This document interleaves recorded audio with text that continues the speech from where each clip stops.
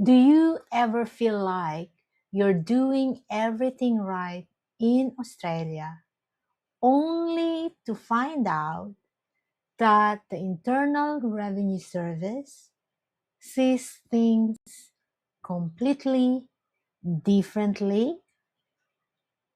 If you are a US citizen or a green card holder living in Australia, you have likely noticed that Australian tax structures cause an immense amount of confusion when it comes to your US tax obligations. You have set up your life using standard Australian structures, yet the paperwork feels like constant riddle because the two countries design their tax systems very differently. The biggest misconception is that this confusion means you've done something wrong. In most cases, that simply is not true. The issue isn't that your tax setup is unusual or aggressive. It is just that the two systems don't always categorize things the same way. I want to explain why this confusion exists without getting overly technical. I have seen this with our clients for the last 15 years that I have been providing services to US expats. The challenge is usually about the classification, not compliance. Australian tax structures are built around local concepts of residency, ownership, and control. However, the US tax system looks at those exact same arrangements through a different lens. They have their own US own definitions for entities, accounts, and retirement plans.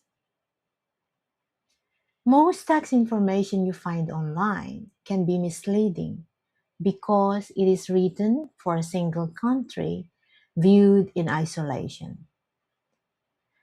But cross-border tax is about how two systems interact. This interaction is why two people with similar situations in Australia can end up with very different US reporting outcomes. Consider these common Australian structures that frequently raise US tax questions. Owning a sole trader business. In the US, your net profit could be subject to self-employment taxes. Partnerships. Depending on how much control you have on the partnership, you may end up having a disclosure return using Form 8865. Australian companies. Again, depending on how is it structured, your control or the percentage of ownership that you have, you may be required to report this Pty Ltd in a disclosure return Form 5471.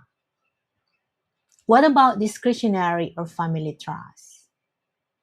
This kind of trust they don't have in the US.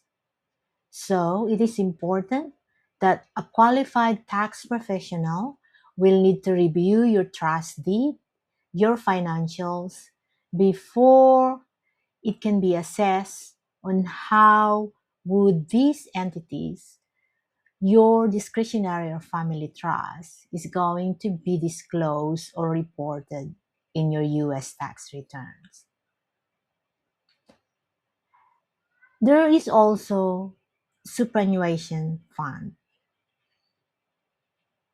So the superannuation can either be retail or a self-managed super fund.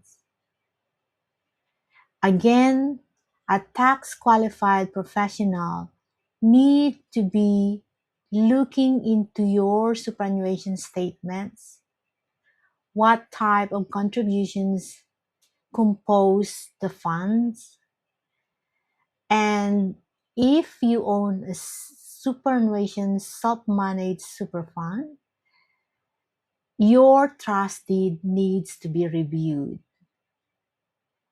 Okay, so this superannuation, depending on other criteria that the tax professional need to be looking into, it could be potentially a grantor trust in US tax system.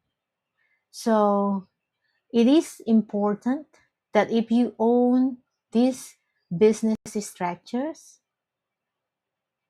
do not try to complete and file your US tax returns, because those disclosure returns that I mentioned had substantial penalties if the forms are done incorrectly.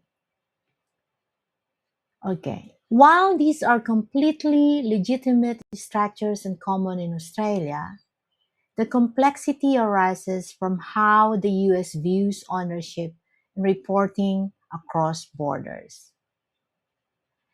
You don't have to navigate the issue alone.